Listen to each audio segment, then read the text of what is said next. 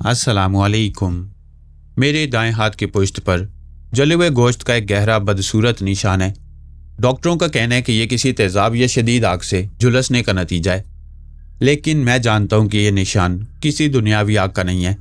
मेरी याददाश्त का एक बहुत बड़ा हिस्सा एक स्याह खलीज में गर्क हो चुका है। मुझे अपने माजी, अपने बचपन, हत्ता कि अपने नाम तक का बमुश्किल यकीन है। लोग मुझे ज़ुहैब कहते हैं और बताते हैं कि मैं एक नामवर तारीखदान था, लेकिन मेरे ज़हन में सिर्फ धुंधले साए, एक कदीम हवेली, एक पुरस्रार तावीज़ और एक ऐसी भयानक रात की टूटी फूटी यादें हैं जो आज भी मुझे रातों को चीखने पर मजबूर कर देती हैं। ये कहानी उन बिखरी हुई यादों का निचोड़ है जो मैंने बड़ी मुश्किल से अपने ख्वाबों की किरचियों से इकट्ठा की हैं। ये इस बात की गवाही है कि कुछ दरवाजे ऐसे होते हैं जिन्हें कभी नहीं खोलना चाहिए, और कुछ राज मिट्टी में ही दफन रहें तो इंसानियत के लिए बेहतर है। मुझे याद पड़ता है कि मैं तारीख के एक ऐसे बाब की खोज में था जिसे मौरखीन ने खौफ के मारे सफ़ात से मिटा दिया था। ये लाल हवेली का जिक्र था, एक ऐसी शाही हवेली जो सदियों कबल एक ताकतवर नवाब की मलकियत थी, जिसके बारे में मशहूर था कि उसके पास एक ऐसा सुलेमानी तावीज़ है जिसके ज़रिए वो जिन्नात की पूरी फ़ौज पर हुकूमत करता था। लोक दास्तानों के मुताबिक वो तावीज़ इसी हवेली के किसी खुफिया तहखाने में दफन था, और इसके साथ ही वो शैतानी कुव्वतें भी कैद थीं जो सदियों से आज़ादी की मुंतज़िर थीं। मेरी इल्मियत की अना और तजस्सुस ने मुझे इस हवेली तक पहुँचने पर मजबूर कर दिया। ये हवेली शहर की आबादी से मीलों दूर एक वीरान और खुश्क पहाड़ी के दामन में वाक़ थी। जब मैं वहाँ पहुँचा तो सूरज गुरूब हो रहा था और हवेली के बोसीदा स्याह पत्थरों से बने ऊंचे मीनार किसी देव कामत दरिंदे के दांतों की तरह आसमान को चीर रहे थे। इसकी दीवारों पर उगी हुई जंगली बेलें किसी मुर्दे की रगों जैसी लग रही थीं। हवेली के भारी आहनी दरवाजे पर मेरी मुलाकात एक इंतहाई बूढ़े शख्स से हुई। उसका नाम बाबा रहीम था। उसकी कमर झुकी हुई थी, चेहरे पर सदियों की झुर्रियाँ थीं और उसकी बेनूर आंखों में एक अजीब सी वहशत थी। जब मैंने उसे अपना तारुफ कराया और अपने मकसद के बारे में बताया तो उसके चेहरे का रंग पीला पड़ गया। साहब, उसकी आवाज़ में एक लर्जिश थी जो आज तक मेरे कानों में गूंजती है। तारीख को किताबों के सफ़ात तक ही महदूद रहने दें। जो मिट्टी में दफन है उसे कुरीदने से सिर्फ मौत बाहर आती है। इस हवेली की दीवारों में एक ऐसा ताकतवर हमजाद कैद है जो इंसान की रूह को अपना निवाला बनाता है। वो सदियों से भूखा है।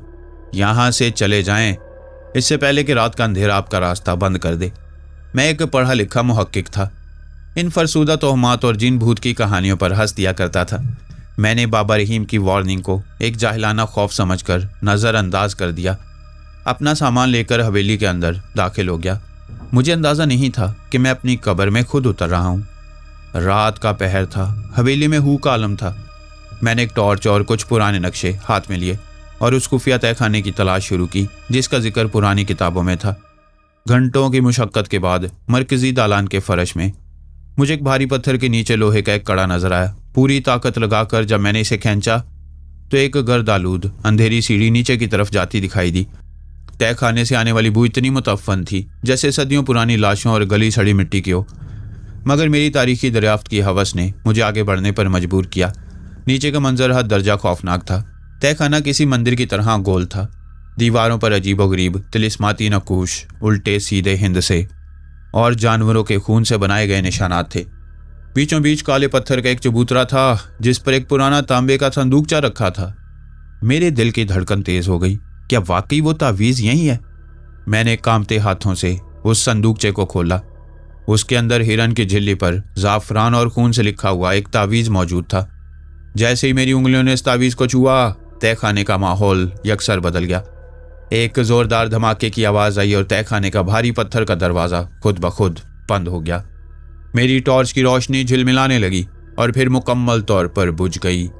अंधेरे में मुझे अपने इर्द गिर्द एक सर्द और तेज़ हवा का झोंका महसूस हुआ जो बर्फ़ से भी ज़्यादा ठंडा था। फिर धीमी धीमी सरगोशियाँ शुरू हुईं जो आहिस्ता आहिस्ता एक कहके में बदल गईं। ये कहकहा किसी और का नहीं बल्कि मेरी अपनी आवाज़ थी। मैंने जल्दी से माचिस निकाली और एक तीली जलाई। रोशनी की उस लरसती हुई लौ में मैंने जो देखा उसने मेरे ज़हन के चीथड़े उड़ा दिए। मेरे सामने मैं खुद खड़ा था। वो हूबहू मेरी शक्ल, मेरा लिबास और मेरा ही वजूद था, मगर उसकी आंखों में कोई सफ़ेदी नहीं थी, बस एक बेइंतहा स्याही और दरिंदगी थी। वो मेरा हमजाद था, वो तारीक साया जिसे उस तावीज़ ने मेरी रूह की गहराइयों और हवेली की नहूसत से मिलाकर एक वजूद बख्श दिया था। खुश आमदीद ज़ुहैब। हमजाद ने मेरी आवाज़ में मगर एक शैतानी गूंज के साथ कहा, मैं सदियों से इस लम्हे का मुंतजिर था। तुम समझते थे कि इस तावीज़ से तुम मुझ पर, जिन्नात की फौज पर हुकूमत करोगे? बेवकूफ़ इंसान, तुम मेरी खुराक हो। इस तावीज़ की कैद से निकलने के लिए मुझे कैसे जिस्म और रूह की ज़रूरत थी जो लालच और हवस से भरी हो, और तुम खुद चलकर मेरे पास आ गए। खौफ के मारे मेरे हलक से आवाज़ नहीं निकल रही थी। मैंने पीछे हटने की कोशिश की, लेकिन मेरी टांगें जैसे मनो भारी हो चुकी थी। तुम मुझसे बच नहीं सकते, क्योंकि मैं तुम्हारा ही हिस्सा हूँ। वो हंसा और उसकी हंसी तय खाने की दीवारों से टकराकर मेरे कानों के पर्दे फाड़ने लगी। मैं जानता हूँ कि तुम इस वक्त क्या सोच रहे हो। मैं तुम्हारा हर वो खौफ, हर वो गुनाह, हर वो हवस जानता हूँ जो तुमने दुनिया से छुपा रखी है। तुम शोहरत चाहते थे ना, अब तुम तारीख का वो गुमशुदा बाप बनोगे जिसे कोई ढूंढ नहीं पाएगा। उसने अपना हाथ मेरी तरफ बढ़ाया। उसके हाथ से निकलने वाली एक नादीदा ताकत ने मेरे गले को जकड़ लिया। मेरा सांस उखड़ने लगा। मुझे लगा कि मेरे अंदर से मेरी ज़िंदगी, मेरी रूह खींची जा रही है। ये एक जिस्मानी जंग नहीं थी, ये एक रूहानी और दिमागी जंग थी। मुझे बाबा रहीम के अल्फाज याद आने लगे, वो इंसान की रूह को अपना निवाला बनाता है। मैंने महसूस किया कि जैसे जैसे मुझ पर खौफ और जीने की हवस हावी हो रही थी, हमजाद की ताकत में इजाफा हो रहा था। वो मेरे अंदर के नफ्स पर पल रहा था। तुम मुझे मार नहीं सकते। मैंने बमुश्किल अपने घुटते हुए गले से आवाज़ निकाली। मैं तुम्हें मारूंगा नहीं, मैं तुम्हें निगल लूँगा। वो धाड़ा और तय खाने की दीवारें हिलने लगीं। उसी लम्हे मेरे अंदर एक अजीब सी रोशनी, एक रूहानी बेदारी पैदा हुई। मुझे समझ आ गया कि इस नादीदा दुश्मन को हथियारों या जिस्मानी ताकत से शिकस्त नहीं दी जा सकती। इसका खौफ, मेरा लालच और मेरा नफ्स था। अगर मैं इसे मारना चाहता तो मुझे अपने अंदर की उस हवस को ख़त्म करना था। मैंने आंखें बंद कर लीं। मैंने दिल ही दिल में अपने परवरदिगार को याद किया। अपनी शोहरत की भूख, इस तावीज़ की ताकत, अपनी जान की परवाह, सब कुछ जहन से निकाल दिया। मैंने मौत को कबूल कर लिया और ख़ुद को एक मुकम्मल रूहानी सुकून के हवाले कर दिया। जैसे ही मैंने अपने खौफ और लालच पर काबू पाया, हमजाद की गिरफ्त कमज़ोर पड़ने लगी। वो चीखा, नहीं, तुम ये नहीं कर सकते। तुम मौत से डरते हो ज़ोहेब। मैं अब तुमसे नहीं डरता। मैंने आंखें खोली और पूरी ताकत से चीखा। मैंने वो तावीज़ जो अभी तक मेरे हाथ में था और एक दहकते हुए कोयले की तरह गर्म हो चुका था, सख्ती से मुट्ठी में दबा लिया। मेरे हाथ का गोश्त जलने लगा, कबाब की तरह भुनने की बू आने लगी। बेइंतहा दर्द के मारे मेरे आंसू बहने लगे, मगर मैंने मुट्ठी नहीं खोली। मुझे इस तावीज़ को वापस उसी काले पत्थर के चबूतरे और संदूक में रखना था। हमजाद पागलों की तरह मुझ पर हमलावर हुआ। उसने मुझे झंझोड़ा, दीवारों से पटका, मुझे वहम दिखाए कि मेरा ख़ानदान मर रहा है। मेरे सामने बेपनाह दौलत के ढेर लगाए, मगर मैंने अपने दिलो दिमाग को हर एहसास से बेगाना कर लिया। मैं फर्श पर घसीटता हुआ चबूतरे की तरफ बढ़ा। मेरा दायां हाथ मुकम्मल तौर पर झुलस चुका था। खून और पीप बह रही थी, मगर मैंने आखिरी जस्त लगाई और वो तावीज़ वापस संदूक में फेंक कर इसे ज़ोर से बंद कर दिया। उसी लम्हे एक दिल खराश चीख बुलंद हुई जिसने मेरे होशो हवास उड़ा दिए। तहखाने की दीवारें फटने लगीं। हवेली की बुनियादें यूं हिलने लगी जैसे कोई शदीद ज़लज़ला आ गया हो। छत से बड़े बड़े पत्थर गिरने लगे। हमजाद का सायक धुएं की तरह सुकड़ता हुआ वापस संदूक की तरफ खिंचा और गायब हो गया। इसके बाद क्या हुआ मुझे कुछ याद नहीं। जब मेरी आंख खुली तो मैं एक अस्पताल के बिस्तर पर था। मुकामी गांव वालों ने मुझे कई मील दूर एक वीरान सड़क के किनारे बेहोशी की हालत में पाया। जब पुलिस और मुकामी लोग उस जगह गए जहां लाल हवेली वाक़ई थी तो वहां सिर्फ मलबे का एक पहाड़ था। वो पूरी हवेली, वो तहखाना, वो तावीज़, सब कुछ ज़मीन बोस होकर हमेशा के लिए दफन हो चुका था। डॉक्टर ने मुझे बताया कि मेरे सर पर शदीद चोट आई है, जिसकी वजह से मैं एमनीजिया का शिकार हो गया हूँ। मेरी यादें शायद कभी पूरी तरह वापस ना आए। मेरे पास अपनी पिछली ज़िंदगी का कोई सबूत नहीं, बस ये दाएं हाथ पर जला हुआ निशान है जो हर वक्त मुझे याद दिलाता है कि मैंने अपने हमजाद से, अपने अंदर के हैवान से जंग लड़ी थी। अब मैं रातों को नहीं सोता। अंधेरे से मुझे अब भी खौफ आता है, क्योंकि कभी कभी जब मैं शीशे के सामने खड़ा होता हूँ तो मुझे एक लम्हे के लिए ऐसा महसूस होता है कि आईने के अंदर वाला ज़ोहेब मुझे देखकर एक शैतानी मुस्कुराहट दे रहा है। क्या वाकई वो तावीज़ वहाँ दफन हो गया था, या क्या मेरे हमजाद का कोई हिस्सा आज भी मेरे अंदर जिंदा है? ये वो सवाल है जिसका जवाब मैं कभी नहीं जानना चाहता। कहानी नंबर 2। लोग सच कहते हैं कि इश्क इंसान को अंधा कर देता है, लेकिन मैं इस मुहावरे की महज एक तमसील नहीं बल्कि इसका जिंदा जीता जागता और भयानक तरीन सबूत हूँ। मेरे इर्द गिर्द इस वक्त मुकम्मल गहरी और अब्दी तारीकी है। एक ऐसा अंधेरा जो आंखें बंद करने से नहीं बल्कि आंखों के हमेशा के लिए छिन जाने से पैदा होता है। और इस तारीकी में मेरे बिल्कुल करीब इस सर्द कमरे के कोने में एक वजूद बैठा है। मैं उसके सांस लेने की मिकान की बेतरतीब आवाज़ सुन सकता हूँ। मैं जानता हूँ कि वह नमल है, वह नमल जिसके हुस्न की एक झलक के लिए मैंने अपना दीन, दुनिया, अपना वजूद और अपनी रूह तक का सौदा कर लिया था। वो आज मेरे पास है, बिल्कुल मेरी दस्तरस में, मेरी कैद में। लेकिन मैं उसे देख नहीं सकता। मैं उसे अब कभी नहीं देख सकूंगा। और ये मेरी इस कहानी का भी इबरतनाक अंजाम है, जिसका आगाज़ एक पागलपन से हुआ था। मेरा नाम ज़रियाब है। अगर आप कुछ साल पीछे जाएं तो मैं एक इंतहाई आम सा दुनियावी मामलात में उलझा हुआ नौजवान था, जिसकी ज़िंदगी का वाहिद महवर सिर्फ एक हस्ती थी, नमल। नमल कोई आम लड़की नहीं थी। उसके चेहरे की तराश खराश में कोई ऐसा तिलिस्म था जो देखने वाले को अपनी गिरफ्त में ले लेता। उसकी स्याह गहरी आंखों में जैसे किसी कदीम देवमालाई कहानी का सहर कैद था। मेरी उसे मोहब्बत महज एक जज्बा नहीं थी, बल्कि वो एक रोग, एक ऐसा खबत बन चुकी थी जिसने मेरे सोचने समझने की सलाहियत को दीमक की तरह चाट लिया था।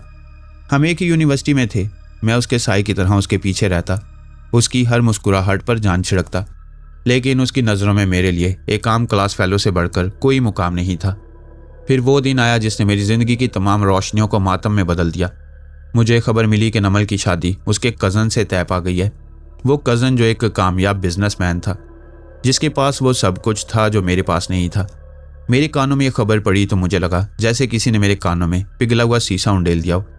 मैं पागलों की तरह उसके पास गया, उसके सामने गिड़गिड़ाया, रोया, अपनी मोहब्बत के वास्ते दिए, लेकिन वो एक पत्थर की मूर्ति बनी रही। ज़रियाब, हम सिर्फ अच्छे दोस्त हैं। मैं तुमसे वो मोहब्बत नहीं करती जो तुम मुझसे करते हो। मेरी शादी तय हो चुकी है। बराहे करम मुझे भूल जाओ। उसके अल्फाज किसी जहर बुझे खंजर की तरह मेरे दिल में उतर गए। उस दिन के बाद मैंने जीना छोड़ दिया। मुझे हर वक्त मौत नजर आने लगी। मेरी रातों की नींदें उड़ गईं और दिनों का सुकून बर्बाद हो गया। जुदाई के खौफ ने मेरे अंदर एक ऐसी दरिंदगी और खुदगर्जी पैदा कर दी कि मैंने फैसला कर लिया, अगर नमल मेरी नहीं हो सकती तो वो किसी और की भी नहीं होगी। और अगर उसे पाने के लिए मुझे जहन्नुम के दरवाजे भी खटखटाने पड़े तो मैं पीछे नहीं हटूंगा। इसी जुनून ने मुझे शहर की उन तारीख, बदबूदार और पुरखौफ गलियों में धकेल दिया जहां काले इलम और सिफली अमलियात के सौदागर बसते थे। मेरी मुलाकात एक ऐसे ही आमिल से हुई जिसे लोग साईं फिरोज कहते थे। वो एक पुराने खस्ता हाल मकान के अंधेरे कमरे में बैठा था, जहां हर वक्त कच्चे गोश्त, सड़े हुए खून और लोबान की तेज मतली आवर बू फैली रहती थी। मैंने उसके कदमों में गिरकर अपना मद्दुआ बयान किया। साईं फिरोज ने अपनी सुर्ख वहशतनाक आंखों से मुझे घूरा। उसकी हंसी में एक ऐसी खनक थी जो सीधी हड्डियों में उतरती थी। इश्क और हवस में फ़र्क होता है लड़के, उसने अपनी करख्त आवाज़ में कहा। जो तू मांग रहा है वो मोहब्बत नहीं, ज़बरदस्ती है। मैं तुझे वो रास्ता तो दिखा दूंगा जिस पर चलकर वो लड़की खुद चलकर तेरे बिस्तर तक आएगी। लेकिन याद रख, काले इलम की मंडी में कुछ भी मुफ्त नहीं मिलता। जो कुव्वतें तेरा काम करेंगी वो तेरी रूह का एक हिस्सा नोच लेंगी। मुझे कोई परवाह नहीं। मैंने जुनूनी अंदाज में चीखते हुए कहा, मुझे बस नमल चाहिए। आप मुझसे मेरी जान मांगे, मैं दे दूंगा, बस वो मुझे ला दें। साईं ने एक बोसीदा काले चमड़े की जिल्द वाली किताब निकाली और इसके बोसीदा और आग पलटते हुए बोला, तुझे अपने ही हमजाद को जगाना होगा। तेरा साया, तेरा वो तारीख हिस्सा जो तेरे वजूद के साथ बंधा है। जब वो बेदार होगा तो तेरे लिए कुछ भी ला सकता है। तुझे एक वीरान कब्रिस्तान में एक पुरानी कब्र पर बैठकर 40 रातों का चिल्ला काटना होगा। शराइत कड़ी हैं, गोश्त और दूध हराम है। हर रात मुकम्मल बरहना होकर कोयलों पर बखूरात जलाकर मंत्र पढ़ने होंगे। अगर तू डर गया या चिल्ला टूट गया तो तेरा हमजाद तेरी जान ले लेगा और तेरी रूह को हमेशा के लिए उस कब्रिस्तान में भटकने के लिए छोड़ देगा। मैंने हर शर्त मान ली। मेरी आंखों पर नमल को पाने की पट्टी बंधी हुई थी। चिल्ले का आगाज शहर के बाहर एक सदियों पुराने मतरूक कब्रिस्तान में हुआ। वो जगह इतनी वीरान थी कि दिन के वक्त भी वहां जाने से लोग कतराते थे। चारों तरफ टूटी हुई कब्रें, सूखे हुए दरख्त और हवाएं यूं चलती थी जैसे कोई रो रहा हो। पहली रात जब मैंने कोयले दहकाए, अपने कपड़े उतारे और साईं का दिया हुआ हिसार खींचकर उसके बीच बैठा तो मेरे दिल की धड़कन मेरे कानों में गूंज रही थी। मैंने मंत्र पढ़ना शुरू किया। पहले चंद दिन तो सिर्फ शदीद खौफ, तन्हाई और सर्दी में गुजरे, लेकिन जैसे जैसे रातें गुजरती गईं कब्रिस्तान का माहौल बदलने लगा। मुझे अपने इर्द गिर्द सरगोशियाँ सुनाई देती। कभी लगता जैसे कोई मेरे कंधे पर सांस ले रहा है, कभी अंधेरे में सुर्ख आंखें चमकती दिखाई देती। एक रात तो मुझे साफ महसूस हुआ जैसे नमल खुद रोती हुई मेरे सामने खड़ी है और मुझसे कह रही है कि ज़रियाब मुझे छोड़ दो, मगर मैं जानता था कि यह शैतानी कुव्वतों का एक इम्तिहान है, एक धोखा है। मैंने आंखें बंद किए रखी और मंत्र का जाप जारी रखा। 39वीं रात चांद मुकम्मल तौर पर गायब था। अंधेरा इतना गाढ़ा था कि उसे छुआ जा सकता था। मैंने आखिरी बार बखूरात जलाई। अचानक कब्रिस्तान की हवाएं रुक गईं। एक मौत जैसा सन्नाटा छा गया। कोयलों की मध्यम सुर्ख रोशनी में मैंने देखा कि मेरा अपना साया जो अब तक जमीन पर पड़ा था, आहिस्ता आहिस्ता मुझसे अलग होने लगा। मेरा सांस हलक में अटक गया। वो साया जमीन से उठा और एक इंसानी शक्ल इख्तियार करने लगा। कुछ ही लम्हों में मेरे बिल्कुल सामने मैं खुद खड़ा था। वो हूबहू मेरी शक्ल थी, लेकिन उसका रंग कोयले जैसा स्याह था। उसकी आंखों में कोई सफेदी या पुतलियां नहीं थीं, बस दहकती हुई आग थी। उसके चेहरे पर एक ऐसी खूनी और तंजिया मुस्कुराहट थी जिसने मेरे अंदर के तमाम जुनून को लम्हा भर के लिए बर्फ कर दिया। वो मेरा हमजाद था, वह शैतान जो मेरे ही वजूद का हिस्सा था। तुमने मुझे बुलाया है ज़रियाब। उसकी आवाज़ बिल्कुल मेरी थी, मगर उसमें दोहरी गूंज थी, जैसे सैकड़ों लोग एक साथ बोल रहे हों। मैं तुम्हारी पुकार सुनकर इस तारीक कैद से बाहर आया हूँ। बोलो, क्या चाहते हो?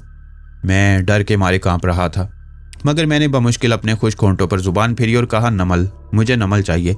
उसकी शादी होने वाली है। मैं चाहता हूँ कि वो सब कुछ छोड़कर मेरे पास आ जाए, हमेशा के लिए। हमजाद जोर से हंसा। उसकी हंसी कब्रिस्तान के सन्नाटे में बॉम्ब की तरह फटी। मैं वो लड़की लाकर तुम्हारे कदमों में डाल दूंगा ज़रियाब। वो तुम्हारे अलावा किसी को नहीं देखेगी, लेकिन मेरी एक शर्त है। कैसी शर्त? मैंने घबराते हुए पूछा। हमजाद की देखती हुई आंखें सीधी मेरे चेहरे पर गड़ गईं। इस दुनिया के असूल हैं ज़रियाब, कुछ पाने के लिए कुछ देना पड़ता है। तुम मुझसे इस दुनिया का सबसे खूबसूरत वजूद मांग रहे हो, इसके बदले मुझे तुम्हारी रोशनी चाहिए। वो रोशनी जो तुम्हारे अंदर है, वो रोशनी जो तुम्हें यह दुनिया दिखाती है। मैं तुम्हारी बेनाई लूँगा, यही मेरी खुराक बनेगी। अगर मंजूर है तो हाथ बढ़ाओ, और अगर नहीं तो तुम यहीं मारे जाओगे। एक लम्हे के लिए मैं सकते में आ गया। मेरी आंखें, मेरी बेनाई। मैं नमल को देखे बगैर कैसे जी सकता था? मैंने तो ये सब कुछ किया ही उसके हुस्न, उसके चेहरे को देखने के लिए था। लेकिन उसी लम्हे हमजाद की शैतानी ताकत ने मेरे दिमाग पर वार किया। मुझे लगा कि अगर आज मैंने इनकार किया तो कल नमल किसी और की हो जाएगी और मैं इस कब्रिस्तान से जिंदा वापस नहीं जा सकूंगा। हवस और जिद ने मेरी आखिरी अकल भी छीन ली। मुझे मंजूर है। मैंने कांपते हुए हाथ को आगे बढ़ा दिया। हमजाद ने मुस्कुराते हुए अपने बर्फ जैसा ठंडा हाथ मेरे हाथ पर रखा। जैसे ही मेरे हाथ हिले, मुझे महसूस हुआ कि मेरे अंदर से हजारों सुइयां एक साथ गुजर गई हैं। हमजाद ने अपना दूसरा सीधा हाथ मेरी आंखों पर रख दिया। एक इंतहाई शदीद, नाकाबिले बर्दाश्त जलन का एहसास हुआ। मुझे लगा कि मेरी आंखों में किसी ने उबलता हुआ तेजाब डाल दिया। मैं दर्द की शिद्दत से चीखा और वहीं हिसार के अंदर बेहोश होकर गिर पड़ा। जब मेरी आंख खुली तो मुझे कुछ भी दिखाई नहीं दे रहा था। मुझे लगा कि शायद अभी रात का अंधेरा बाकी है। मेरे जिस्म का एक एक जोड़ दर्द कर रहा था। मैं ज़मीन पर टटोल कर उठने की कोशिश कर रहा था कि अचानक मुझे अपने बिल्कुल करीब किसी के कदमों की आहट महसूस हुई। फिर एक जानी पहचानी खुशबू, मोती और संदल की वो खुशबू जो हमेशा नमल के लिबास से आती थी, मेरे नथनों से टकराई। मेरा दिल जोर से धड़का। मैंने दोनों हाथ हवा में लहराए। नमल, नमल, क्या तुम हो? मैं आ गई हूँ ज़रियाब, उसकी आवाज़ उभरी। लेकिन वो आवाज़ नमल की नहीं लग रही थी। उसमें वो खनक, वो जिंदगी, वो जज्बात नहीं थे। वो आवाज़ जज्बात से आ रही और मुर्दा थी, जैसे कोई रोबोट बोल रहा हो। मैंने खुशी और हैरत से उसकी तरफ हाथ बढ़ाया। मेरे हाथ उसके चेहरे से टकराए। वो वाकई नमल थी। उसके नकूश, उसके बाल मैं सब महसूस कर सकता था, लेकिन उसका चेहरा बर्फ की तरह ठंडा था। तुम आ गई? क्या तुमने शादी से इनकार कर दिया? मैंने पूछा। मैंने सब छोड़ दिया ज़रियाब, मैं सिर्फ तुम्हारे पास आ गई हूँ।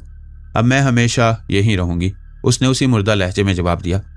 मैंने उसे गले से लगाया, मगर उसके जिस्म में कोई हरकत, कोई गर्मजोशी नहीं थी। उसी लम्हे मुझे एक और खौफनाक हकीकत का एहसास हुआ। मैं अब भी कुछ नहीं देख पा रहा था। मैंने आंखें पूरी तरह खोलने की कोशिश की, उन्हें मला, मगर कुछ नहीं। अंधेरा, ये इतना अंधेरा क्यों है? नमल, रोशनी करो, मैं घबरा कर चीखा। बाहर तेज धूप निकली है ज़रियाब, दोपहर का वक्त है। नमल ने उसी लहजे में जवाब दिया। उसका ये जवाब सुनते ही मुझ पर क़यामत टूट पड़ी। मेरी चीखें आसमान को चीरने लगीं। मुझे हमजाद के अल्फाज याद आ गए। मुझे तुम्हारी रोशनी चाहिए। उस शैतान ने अपना वादा पूरा कर दिया था। उसने नमल को मेरे पास भेज दिया था, लेकिन मेरी आंखें हमेशा के लिए छीन ली थीं। आज इस वाक़े को 4 साल गुजर चुके हैं। मैं एक अंधे अपाहिज शख्स की तरह इस बंद कमरे में कैद हूँ। नमल मेरे साथ है, वो कहीं नहीं जाती।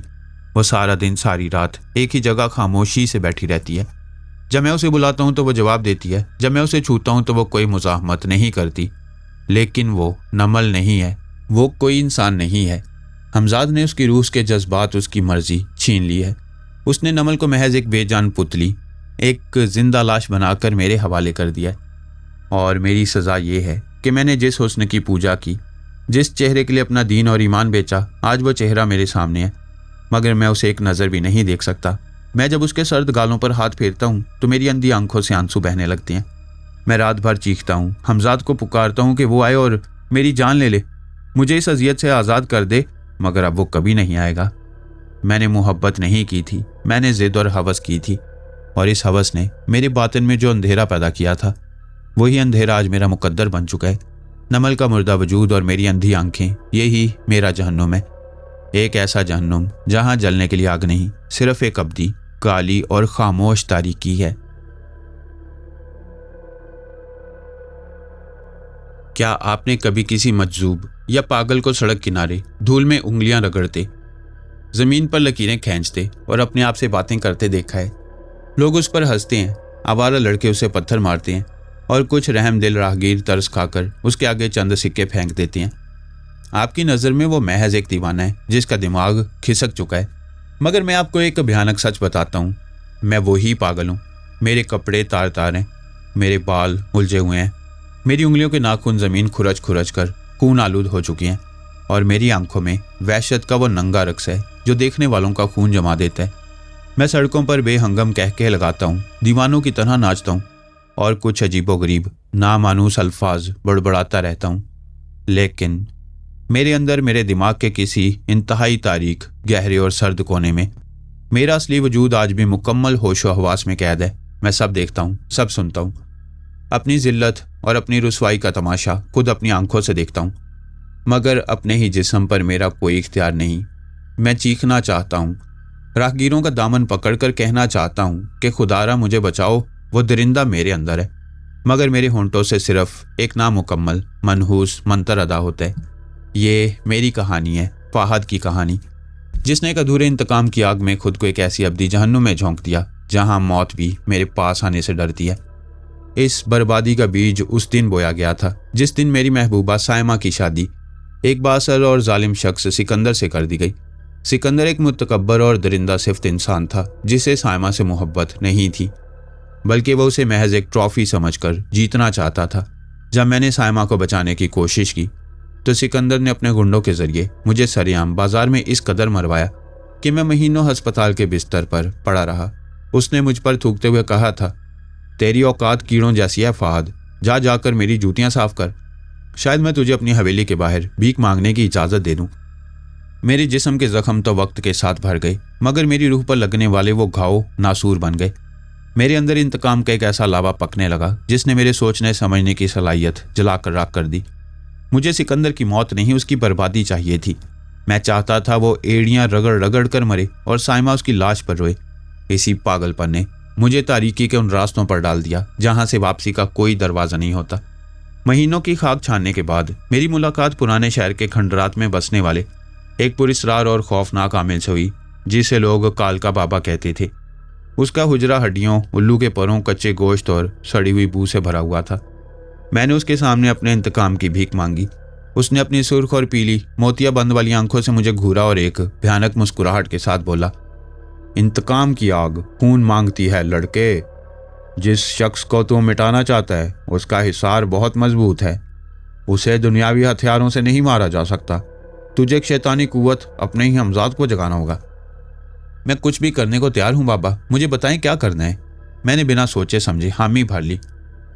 ये एक खूनी अमल है। कालका बाबा की आवाज में एक लर्जा खेज गूंज थी। तुझे शहर से बाहर उस पुरानी सूखी हुई बाउली के तय खाने में जाना होगा। वहां मुसलसल 21 दिन तक रात के पिछले पहर काले बकरे के खून से अपना हिसार खींचना है और एक खास मंत्र पढ़ना है। आखिरी रात तेरा हमजाद जमीन फाड़ कर तेरे सामने आएगा। वो एक बेकाबू और बिफरा हुआ दरिंदा होगा। तुझे डरना नहीं है, और सबसे अहम बात, चाहे जमीन आसमान से मिल जाए, चाहे वो तुझे तेरी माँ के कटे हुए सर ला कर दिखाए, तुझे अपना हिसार नहीं तोड़ना और मंत्र अधूरा नहीं छोड़ना। अगर तूने डर कर हिसार तोड़ा तो याद रख, अधूरा अमल मौत से भी बरतर होता है। वह शैतान आज़ाद हो जाएगा और उसकी सबसे पहली खुराक तू खुद होगा। मेरी आंखों पर इंतकाम की पट्टी इस कदर मजबूती से बंधी थी कि मैंने बाबा की इस वार्निंग को हवा में उड़ा दिया। अमल शुरू हुआ। मैंने शेरशाह की उस सदियों पुरानी मतरूक और खौफनाक बाउली का इंतखाब किया, जिसके बारे में मशहूर था कि वहाँ जिन्नात का बसेरा है। बाउली की सीढ़ियाँ नीचे एक इंतहाई तारीक और गारनुमा तहखाने में जाती थीं। वहाँ की हवा में एक अजीब सी बोसीदगी और गले सड़े गोश्त की बू थी। हर रात मैं वहाँ जाता, बकरे के खून में एक नोकीली हड्डी डबोकर अपने गिर्द एक गोल दायरा हिसार खींचता, बीच में बैठकर कोयले दहकाता और कालका बाबा का सिखाया हुआ वो कुफर और शिर्क से भरा मंत्र पढ़ना शुरू कर देता। 20 दिन तक मुझे अजीबोगरीब तजुर्बात हुए। कभी लगता जैसे बाउली की दीवारों से खून रिस रहा है, कभी सिकंदर के हंसने की आवाज़ें आती, कभी साइमा रोती हुई मेरे पास आती और कहती, फ़ाहद मुझे बचा लो। मगर मैं जानता था कि यह सब नज़र का धोखा और मेरा ध्यान भटकाने की चालें हैं। मैंने सख्ती से आंखें बंद किए रखी और मंत्र पढ़ता रहा। फिर वो रात आई, 21वीं रात, काली स्याह अमावस की रात।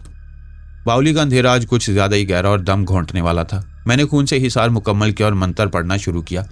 अभी मैंने मंत्र का आधा हिस्सा ही मुकम्मल किया था कि अचानक बाउली का दर्जा हरारत नुक्ता इन जमात से भी नीचे गिर गया। मेरी सांसों से धुआं निकलने लगा। कोयलों की आग अचानक नीली होकर भड़क उठी। बाउली के बाहर किसी बहुत बड़े तूफान की आवाज़ आने लगी, जैसे सैकड़ों दरिंदे एक साथ चीख रहे हों। फिर मेरे सामने की ज़मीन फटने लगी। ज़मीन में दरारें पड़ी और एक नाकाबिले बर्दाश्त भू का भभका मेरे मुंह पर लगा। उस दरार में से तारीकी का एक गाढ़ा धुआं निकलना शुरू हुआ। वो धुआं आहिस्ता आहिस्ता जमा होकर एक ठोस इंसानी शक्ल इख्तियार कर रहा था। वो मेरा हमजाद था, मगर वो कोई आम साया नहीं था। उसकी शक्ल मेरे जैसी थी, मगर उसका चेहरा किसी गले हुए मुर्दे जैसा था, जिसकी आंखों की जगह सिर्फ गहरे स्याह गड्ढे थे जिनमें आग दहक रही थी। उसके जबड़े चीरे हुए थे और उसके दांत किसी जंगली भेड़िए की तरह लंबे और खून आलूद थे। जब वो आधा ज़मीन से बाहर निकला तो उसने एक ऐसी दिलदोज होलनाक चीख मारी कि मेरे कानों के पर्दे फट गए। वो चीख इंसान, जानवर और शैतान की मिली जुली आवाज़ थी। मेरे जिस्म का सारा खून खुश्क हो गया। मैंने मौत को इतने करीब से कभी नहीं देखा था। हमजाद की वो दहकती हुई आंखें मुझ पर गड़ गईं। तुमने मुझे जगाया है। उसकी आवाज़ मेरे दिमाग के अंदर गूंजी और इसके साथ ही हज़ारों सुइयों के चुभने का दर्द महसूस हुआ। उसने अपना भयानक पंजों वाला हाथ मेरी तरफ बढ़ाया और हिसार पर जोर से मारा। एक नादीदा दीवार से टकराकर उसका हाथ पीछे हटा और बाउली की दीवारों में एक जलजला सा आ गया। पत्थर गिरने लगे। मैंने घबराकर मंत्र तेज तेज पढ़ने की कोशिश की, मगर मेरा गला खुश्क हो चुका था। अल्फाज मेरी जुबान पर जम गए थे। तुम मुझे कैद नहीं कर सकते, वो फिर धाड़ा, और इस बार उसने पूरी ताकत से हिसार पर छलांग लगाई। उसके जिस्म के टकराने से नीली आग का एक शोला भड़का। मुझे ऐसा लगा जैसे वो हिसार टूटने वाला है। उस दरिंदे के चेहरे पर जो खूंखारी थी उसने मेरे होश उड़ा दिए।